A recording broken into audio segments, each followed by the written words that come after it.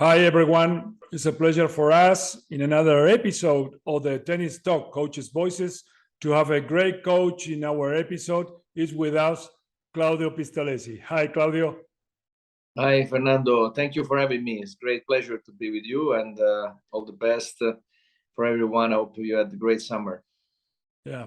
Thank you very much to be in our episode, which is where we have the coaches' voices to talk about stories, experiences, recommendation, insights, and with a very rich life you did in tennis and you are doing in tennis. To introduce Claudio, we can say he is coming from Italy, living in the United States right now. He was number one in juniors champion of the world. Also, he was ATP singles 71. He won a Vary, like a title of the ATP, and he has a very successful career like a coach. He was coaching players, top players like Robin Soderling, Modena Seles, Daniela Hantuchova, David Sanguinetti, Takao Suzuki, Michael Berger, and many, many others. We can talk a lot about the successful career. Also, he did a lot for our game. Why? Because he was working so close with the ATP, firstly, in the player council. After that, creating the ATP Coaches Committee, which they started to work in 2012, and he is member of that ATP Coaches Committee. Thank you again, Claudio, to be with us. It's a pleasure for us. Thank you so much, Fernando. Yes, I was creating the category of ATP member as a coach. So, of course, after my playing career, my focus has been teaching and coaching. That's my life now. I think it will be until I'll be in this world. And that's what I love to talk with. That's why I like so much to share with you and all of you my point of view. And that's sharing is the most important word for us, in my opinion. Yeah, absolutely. And that's why we create this episode, which is a bridge between the top coaches like you with people which is following tennis and playing tennis all over the world. Let me ask you the first question, Claudio, because we know that we will have a very rich conversation about our sport. But let me ask you, who is Claudio Pistolesi? Well, I'm from Rome, Italy. That's where I'm born and grow. And since very little age, I start to link my life to tennis. So I'm a tennis person in the DNA, and I think I will until the end of my life. And there is no one day that I didn't spend since I'm probably 2 or 3 years old without tennis, without being on a tennis court or seeing some tennis or talking about tennis. This sport is really the guidance for my life, and I think for many, tennis is a mirror of life, and this is the teaching tool for many. Also become a job, and the best way that I get the best from my life is to pass the heritage and a legacy for the young through this incredible sport to make a better person. I try to be a better person. Even I'm a teacher. A teacher never should stop to be a student and sharing. So that's Claudio Pistolesi. Yeah, it sounds strange to talk to me in the third person, but that's what it's about, is create a legacy, create a tennis culture, and do his best and keep learning, never ending process of teaching and learning. That's about me mainly. Yeah, this is very important. The cultural sharing that many times we spoke about it is very, very important. Claudio, you were a magnificent tennis player, but also you became a coach. How was that transformation to be a top coach and to be a tennis leader, coming from to be a player, and then how you started? Well, I have to thank one injury that I had. At 27 years old, I had the surgery on my back. I was 9 months out, and my career was not over. But I had the time to think during the career about what could be the after career, and I realized that you have this internal push, vocation to be a coach. Even though I was still a player for another 3 years after the surgery. So I had this feeling of looking at tennis not as a spectator, besides when I was playing myself, utilizing my experience as a player to understand the different aspects of the game and to see how to improve this and how to pass the message to the young one. I remember I played one of the last tournament I played. I was trying to rebuild my ranking in a beautiful satellite. At that time it was called satellite, like 5 future in a row in Dubai, where I met a lot of young players. On one of those, I already thought I was going to coach him, and I did. George Bastel, that is famous to have beat Sampras in Wimbledon once. And so I start to think already when I was a player to be a coach. I think the job of coach is more like an artist, is more like an artisan. It's not something that you feel that you like to do it to build and to support the others. So that's how I started, the way I look at it. And it was very natural. I was still playing when I was still already coaching with Takao Suzuki. I played doubles together.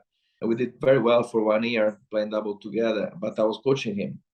So that's how I start. I accept international challenges. I didn't want to be in the comfort zone of my country. I could easily be in very nice country club and direct a tennis school and to be comfortable and to have good food and to go to see the soccer on Sunday. But I decided to go for living in Japan, for example, which is nothing more far than Italian from Rome to go to Japan with Takao Suzuki. And lasted 12, 13 years coaching him and opened the door to Asian tennis through the work together with Takao Suzuki. So I start to accept challenges, continuously being out of comfort zone, especially at that time without the technology we have now with mobile phone, internet, etc. We had nothing that time in the 90s, at least yet. And then luck.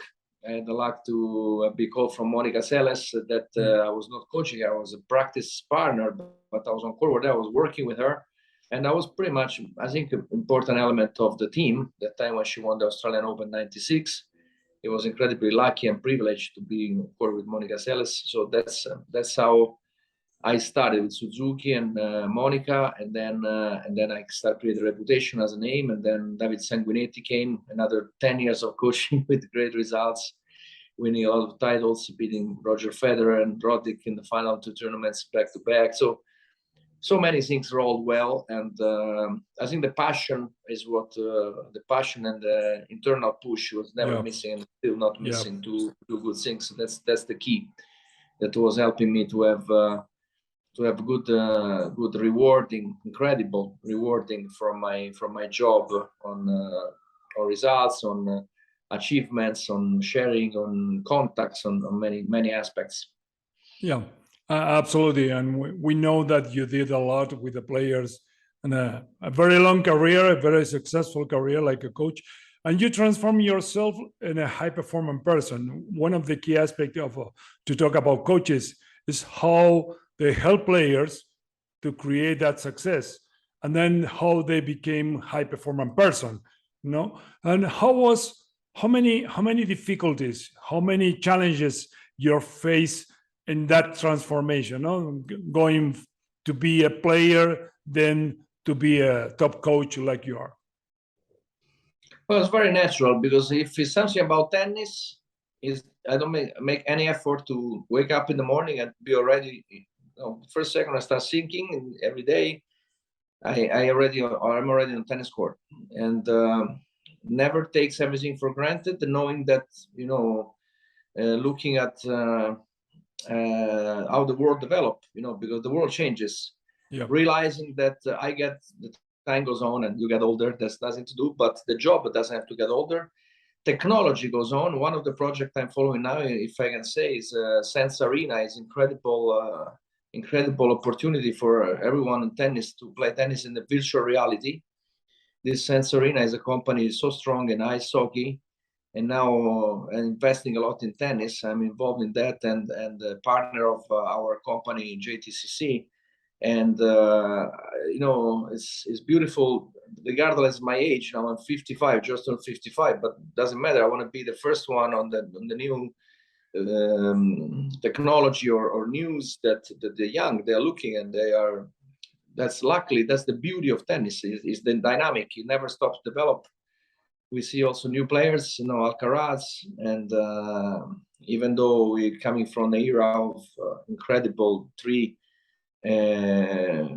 super champion that very difficult to beat in the numbers, but the excitement that Alcaraz or Sinner and the new one are bringing. So there's always new things. There's always new things, and you have to be updated. You have to be always there, and that makes everything natural and easy. Back to your question, and that's what always driven me: the passion and the interest to understand deeply this game and the developing aspect of this game.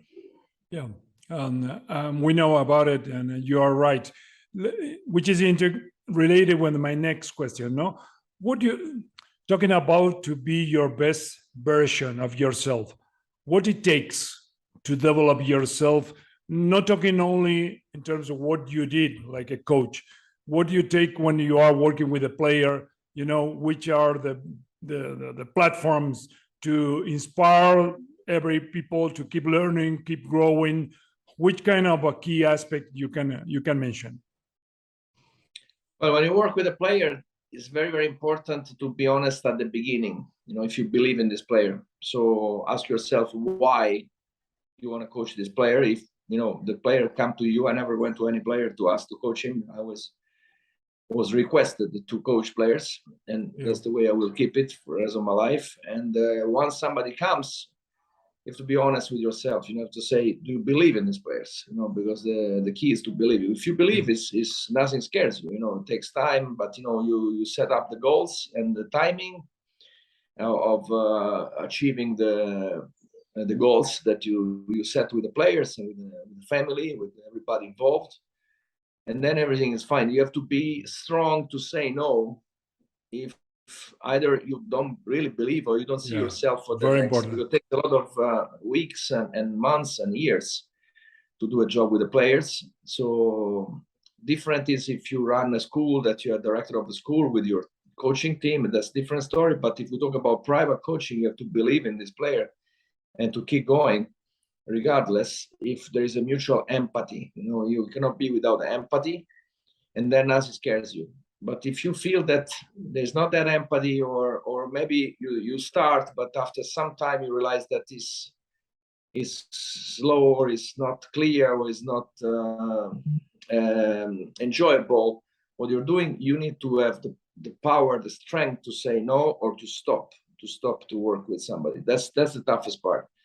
Because there is a financial part involved. It's very insecure job financially, private coaching, because you are depending from the player, and the player is the one you have to guide, but he's also the one who pays you. So it's like an hybrid situation that is an ambiguous situation. But again, self-confidence is not only for players, also for coaches. So if you believe in yourself, if you lose a player, we'll find another one. And doesn't mean that he's not a good player or not good person, just there is no empathy or chemistry. Then you have to be strong enough to say no. And so the option you have, or you are enjoying, you are with empathy, you are with the joy, with the smile working, or you don't work with this player. So then you're gonna lose. And empathy, we know that is a very important part of your coaching principles. And you apply with everything that you do, not only in the private coaching with players, also running your center. You are working with coaches, working with people. Talking about that, Claudio, which are let's say, you mentioned empathy, you did mention honesty, to be transparent. Which other key coaching principles you are applying? Well, communication. We talk a lot about that, and so I'm a big fan of communication in many ways. So in which language you coach, because not for granted, for example, my language is Italian, but I coach mainly in English. I've been coaching in Spanish, I've been coaching in French and different languages. So you need to be an expert of communication. And also the message you send has to be very clear. With GPTCA, for example, now with the late great results of Francis Tiafoe, we can show. I like when you talk a lot about innovation, about revolution. on coaching. This is completely true. And I think there is a need in the coaching world to revolution this concept to having one model. So talk about system, talk about methodology. Like there is only one model, everybody refer to this model. We have to reverse. So revolution, this concept, we talk a lot about that. But to have as many model and system as many player you have, which costs much more energy. You get lazy if you have only one model, and also you damage the players if you only, because maybe with someone will work, but most likely everybody's different, and you cannot forget the most important thing: what the player feel, how the player are, the identity of the player. And if you force them to be in one way, which is majority of teaching world, we talk so much about that, and I'm glad that with you, with World Tennis Conference, with in many ways working together, Fernando, we already start to send this message, and I do this every day. And now this pretty large part of the coaching, especially coming from ATP, from the top level colleges that coach, and also start also in American colleges. That is not only about to have one system, one methodology that's supposed to work with everybody. This is damage for the big part of the players and failing. And there is a need of even hard. Some coaches are decades working this way, but we have to be very strong now and to simply observe the reality. The reality. And with Alberto Castellani, with my mentor, is many years we are trying simply to observe the reality and to work with a tailor-made way to coaching. So this is what it works, what brought a lot of results to my coaching. But beside me, it brings the results. I can mention Santo Padre with Berrettini. You had Vincenzo in these episodes, and we can go on and many episodes. Each one is different.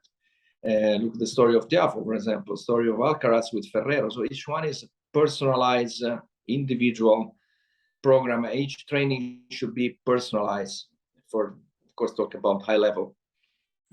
Absolutely. Very important message, Claudio, because we need to change some paradigms in coaching. I think all together we are working on that and bringing the top coaches to share the voices like yours today. But it's very important to share the knowledge and to keep learning about ourselves and how we recognize more our profession, like you work a lot on that.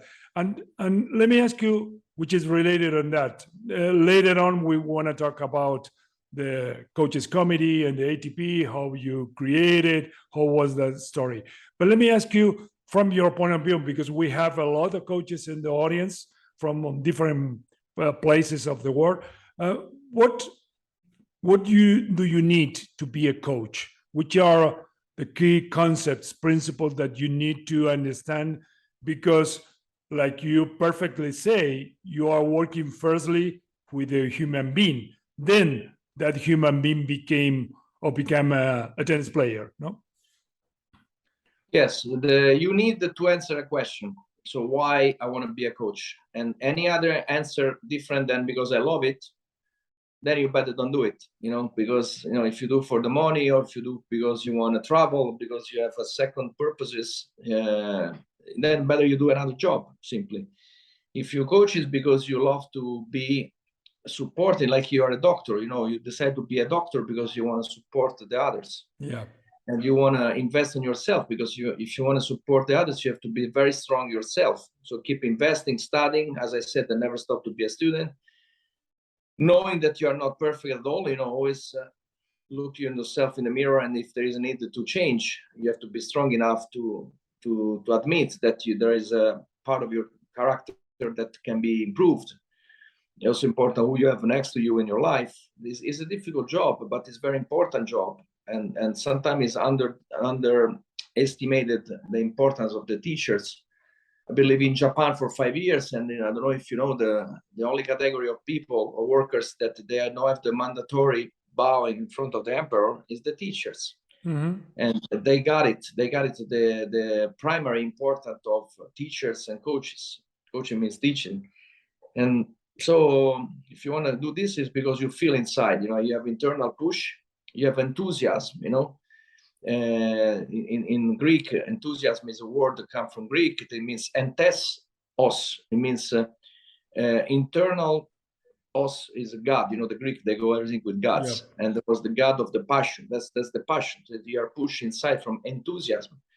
You cannot do anything without enthusiasm in this sport. You know, so that's what you need, enthusiasm, and which means internal passion for this job. Yeah, and like you say before, very open to keep learning all your life, no? Yeah, it's never-ending process to be a teacher, but also to be a student. That's the best way to help the others. If you think you know everything, again, you have to stop. Yeah. You have to do another job. Yeah, absolutely. And Claudio, you in your challenge with the different challenge with players, you face a lot, many times battles against Nadal's, Djokovic, Federer's. What do you think is different in terms of mentality? Why they are different in terms, let's say, normal players, no? Like because we spend the last 20 years talking about the big three or big four, including Murray, but how champions behave, which is your thoughts about it?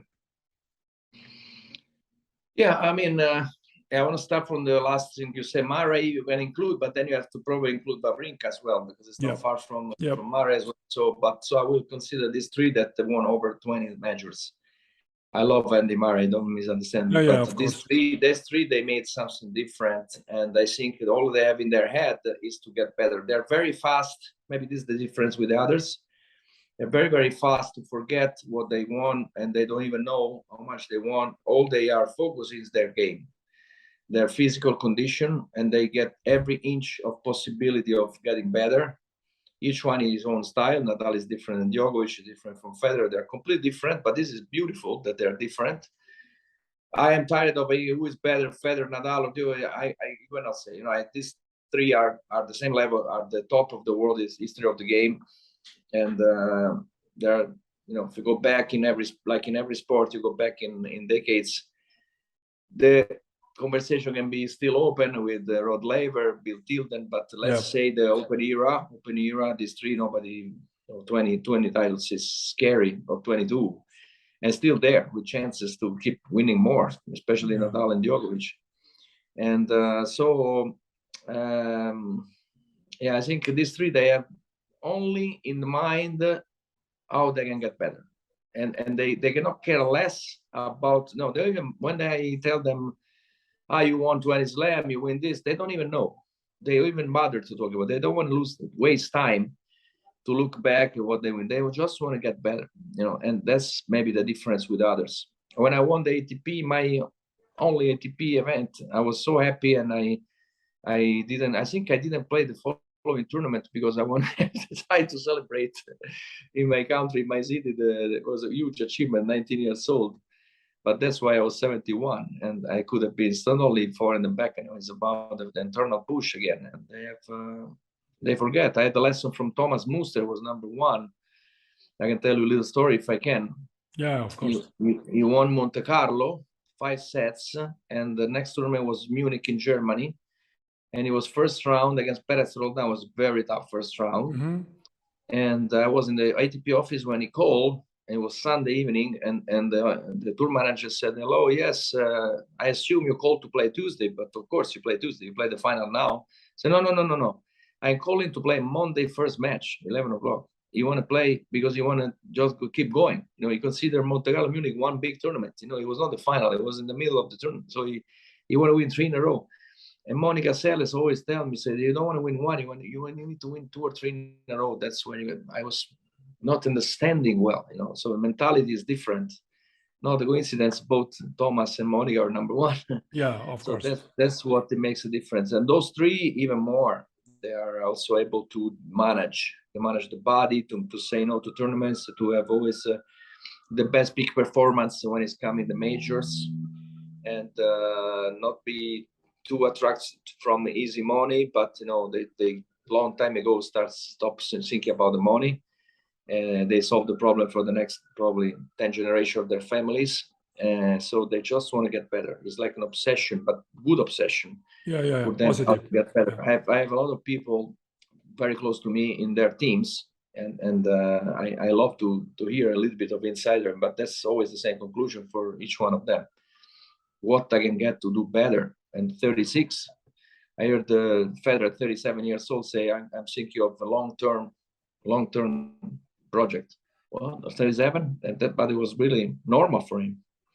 Yeah, and also hiring people specifically to small details. You know, Stefan Edberg to improve the volley. You know, you say, "Come on, you're number one in the world." You know, and the guy is bringing someone, you know, to improve. Incredible.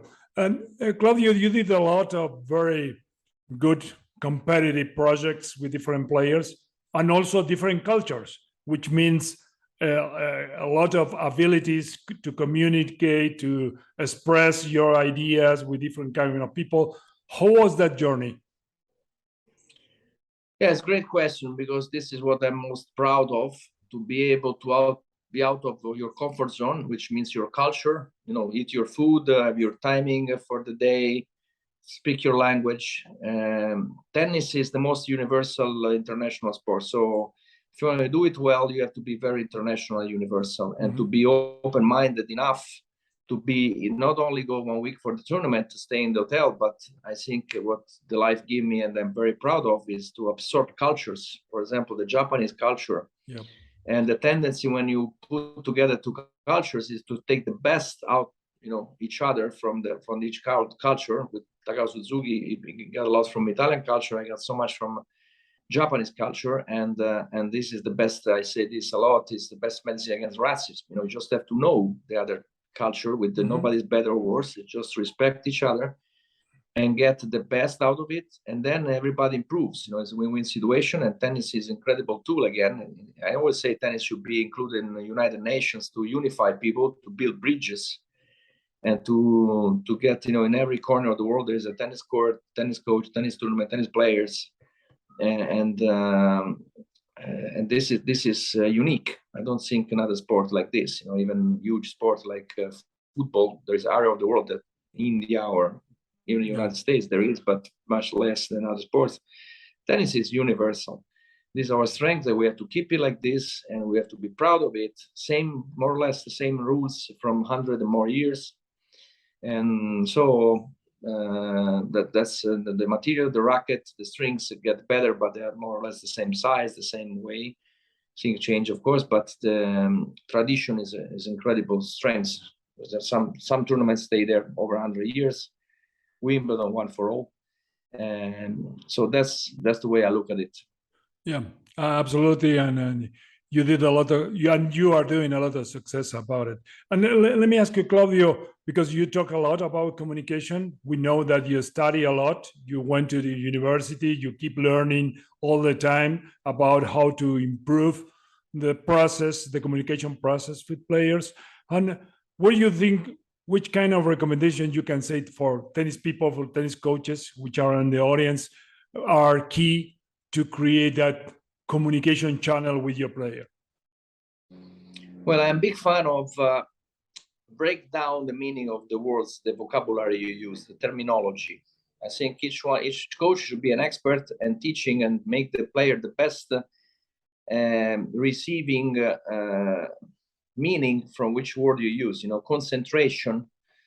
You know, there are keywords. You know, aggressive, concentration, talent.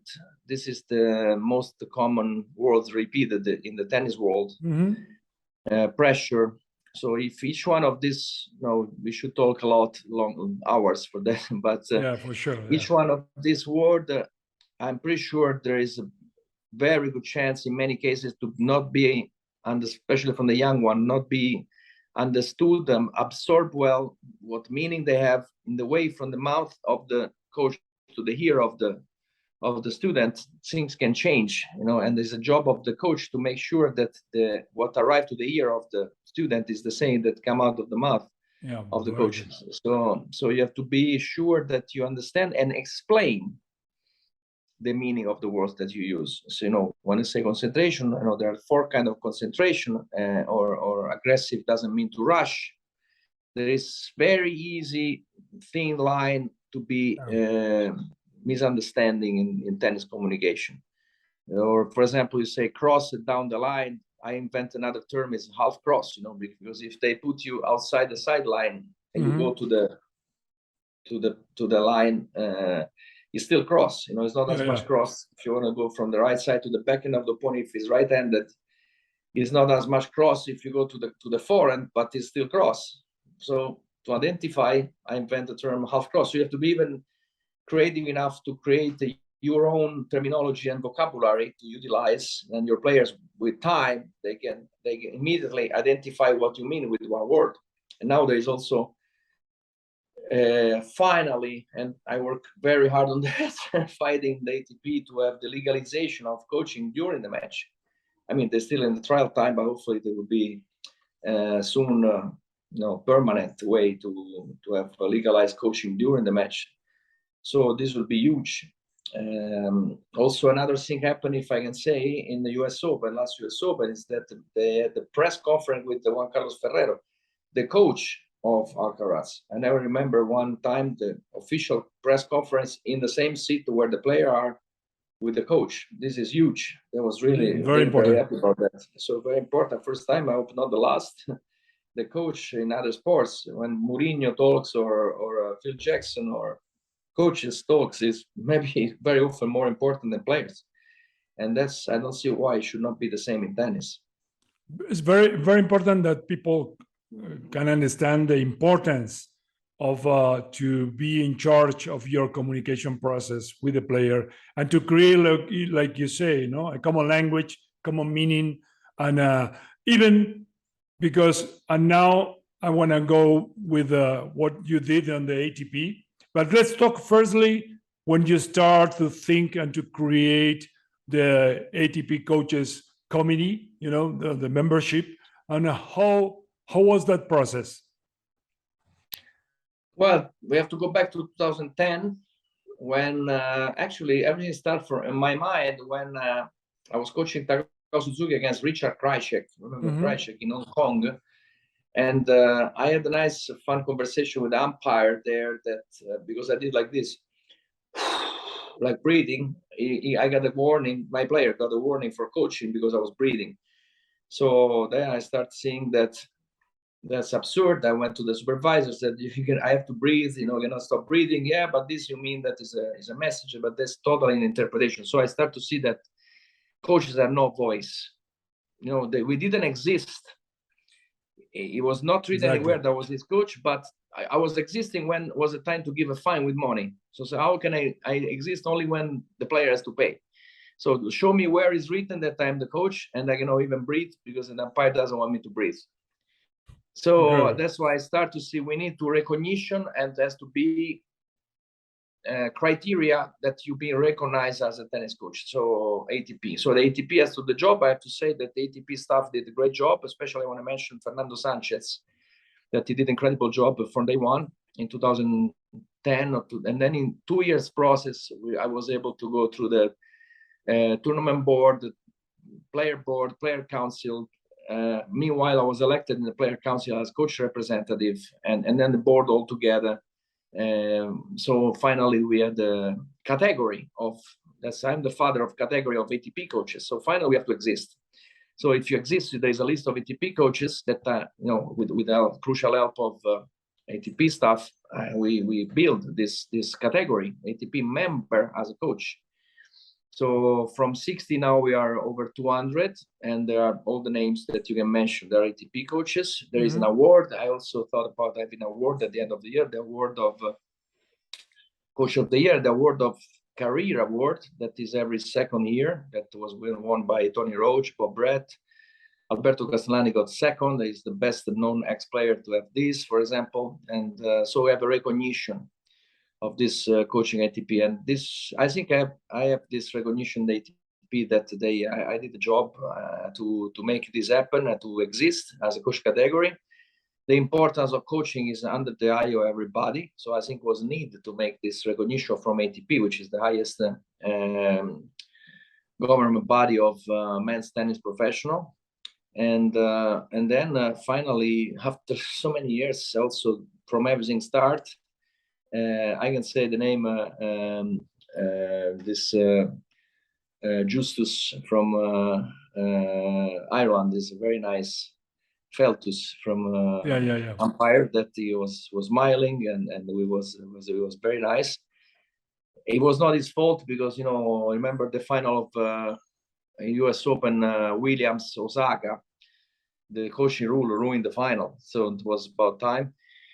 So that's why everything started, and that's why I was able to build the ATP membership category, and then to manage I invented also with Fernando and others. We invented the coach committee where I still belong to. So that's what's happened in the last 12 years, and this, I'm very proud of that too. That was a big part as a management of tennis, not only on coaching and playing, also management. So you see, I'm a tennis guy in 360 degrees.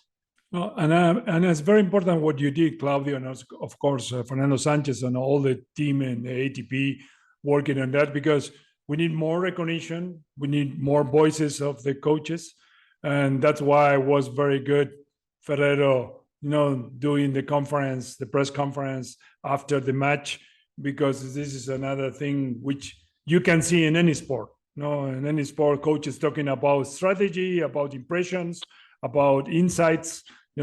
But it's very important that people can understand the coaching rule, because it's a big step forward. Because we can talk, and I can say it, if you are not necessary, you have to say it about it, but coaching already exists the last 40, 50 years in different ways. Can be visual, can be body language, can be signals, can be keywords, whatever. That's why the new rule is bringing, transparency, is bringing to be a more fair and more clear sport. That's why I want to ask you more the meaning of the rule, but because people can understand why it's very important for our sport.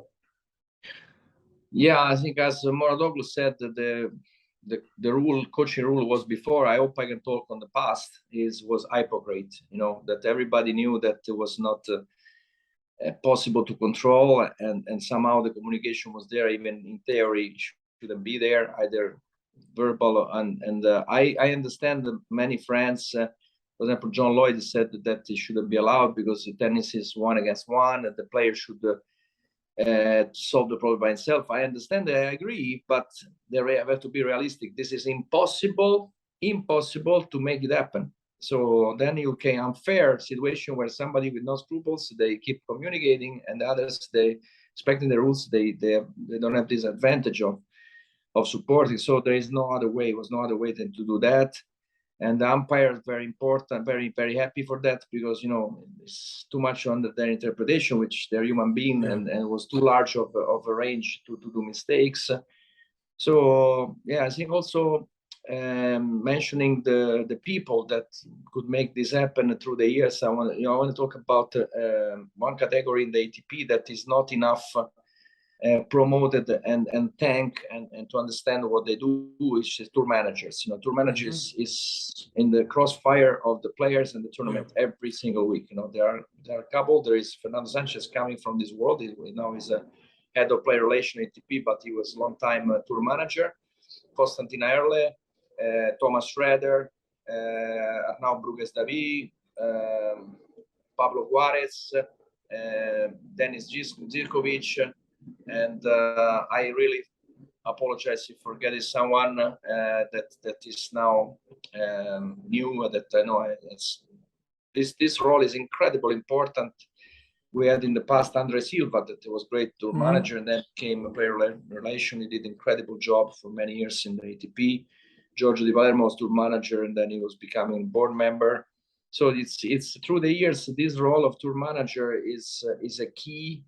And we have to thank all these guys. They're great guys that they travel so much. They have to manage the family on this traveling, and I'm a big fan of them. So they all helped to get better with the coaching, and I really thank all of them from my heart. Again, if I forgot something, I apologize. But we have this great team that work in the ATP, and we are very happy to have this amazing team there. Yeah, and they are doing a great work, implementing many ideas to everyone. And now ATP is growing a lot. No, we are talking about coaching, but there are other areas that are growing. Challenges are growing. Many other areas. Like you say before, we can talk by hours. Between what means coaching and many areas. Yeah. We don't have to forget. Sorry, interrupt Fernando, but we don't have to forget also the obstacles and disagreements there are in the ATP, especially before COVID. COVID kind of cover a couple of problems, big problems that was in 2017, 18, 19, before Andrea Gaudenzi and Massimo Galpelli arrived. Was mistake. You remember the problem with they took away the points from futures. That was a big mess, and there was a lack of leadership, and we're still paying the bill for that. There was a little bit lost the trust between player and ATP. They don't feel there's still representation problems, and conversation is a big time on the table now. Hopefully, we all hope for unification and not division for this. But the people is divided as a reason. In my opinion, back to those years, I was there in the player council, so I are leaving every meeting. I didn't miss a minute of this. Mistakes has been made, and when Andrea and Massimo arrived, they hit by the COVID. And funny enough, I mean, should be say funny, but he said that the only thing can happen now is World War III. They said that for a joke, but now it's happening for real. This is really incredible challenge for tennis, and it's incredible how the tennis survives so well on these environments. We had this big discussion, about the points in Wimbledon because of the war. Somebody agrees, somebody disagrees. It's still very hard on this world, but we have to try to stay positive and try to go through the problems and try to stay united for tennis. It's very important what you say, because remember those times I was on the coaches committee of the ITF, and coaches, we don't have any voice when the ITF changed the transition tour, taking away the points for the players and try to have a reduced number of players earning points, which was crazy. And we were on the committee of the coaches committee saying we are not totally disagree on that. And the guy which was presenting, they say, we don't care.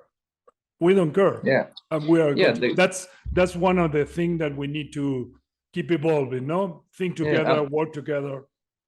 Absolutely. The consideration of the importance of the coaches is by far too little, and now we start to get a little bit better, but we are still far from what we should be. I think we should lead the game, and not from managers that they cannot know the game even by far like we do.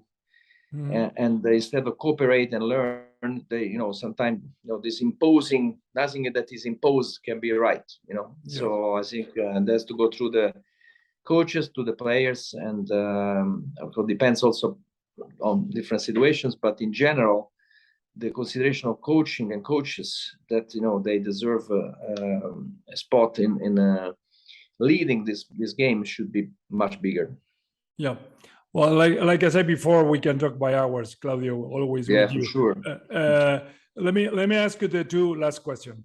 You are leading different projects. You did talk a little bit about Sense Arena, which is a very good virtual project, which will help a lot. But also you are working on the GTCC, which is a tennis center in Florida. Also, you have one in Washington. Talk a little bit about your projects. JTCC director is my position, is my job. Since 4 years, I am daily busy with the job that I love for my company that I love, JTCC. As we mentioned, Francis Tiafoe, I want to mention Pesa Ponca is our president. That is the one who really starts with all the team of JTCC, the job with the project with Francis Tiafoe. Ray Benton is our CEO. That is a fantastic, experienced guy that is proven in the history of the game. as an agent, and it's an incredible inspiration and learning for me to be with him and Beza and all the others. We have Megan. Nulto Levi, she's a former player. We have incredible good team. I'm so proud of being director of Florida. I'm very happy of our team. I want to mention Alberto De Meo, Francesca Fusinato, Matthew Lichtenstein. They're fantastic guys. That young coach is growing so well. And at Bowles School is a very prestigious partner of JTCC, where we have our base in Jacksonville, Florida. Bowles private high school that we love and we have great relation with since now many years. Myself, 4 years as director, but even before, Brian Gottfried was the director. Imagine I have the privilege to be successor of Brian Gottfried. So this is my job. Then Sense Arena is recently stepped in as a partner of JTCC, and very interesting for me to look at technology for virtual reality, which is moving fast in many fields, like in military fields, for example, and it's an incredible tool to visualization, to have proprioception. So all the tools that I usually 20 years I try to use, now technology coming my help, in my support with virtual reality. Sense Arena, already incredibly successful in ice hockey, which in North America is a very important sport, and investing a lot. And US Open, imagine the advisor with me is Martina Navratilova. I mean, this name tells you everything about the level. And other great Pavel Wisner was a top double players in Czech. His company is based in Czech Republic. Yannick Yoshizawa is doing a fantastic job as director of development in North America. And so this is one project that support my job, that is JTCC director. We're very interactive with College Park, the headquarters of JTCC is near to Maryland University, University of Maryland, in College Park in Maryland, near Washington, D.C. We are very interactive with Washington and Jacksonville. It's fantastic, because we can help each other a lot, having two locations. So that's what I'm doing, and more on the horizon project to come. But it's still early to talk about. But it's very exciting. I'm for sure I'm not getting bored.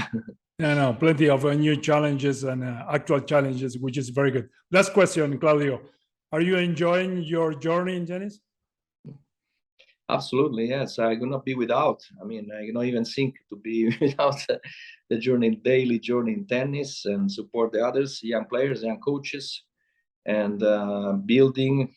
Building is much tougher than destroying. So I like to be considered a builder, and try to transmit as much as I can with all my limitations, and being very far to be perfect, but try to be a good example and to be supporting the others as much as I can. So I cannot be without the journey and enjoy more and more.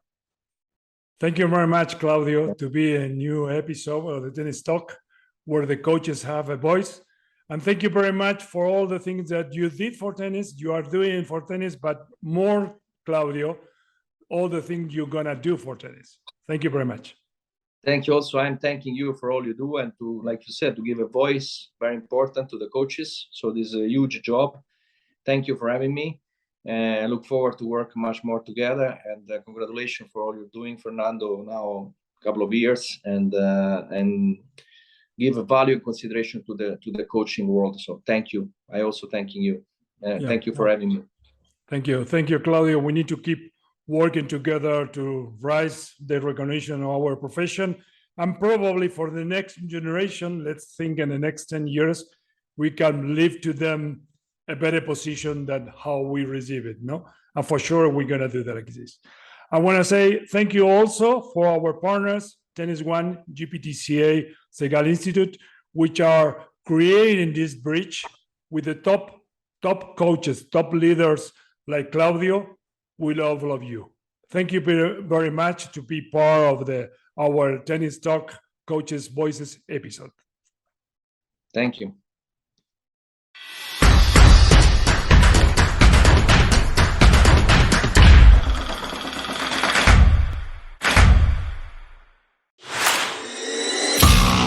I am Alberto Castellani. President of GPTCA, Global Professional Tennis Coach Association. Learn from the best ATP coaches in the world. I hope that at the end of this course you will learn a lot of things. I hope that I will see you on the circuit with your player. This is the goal.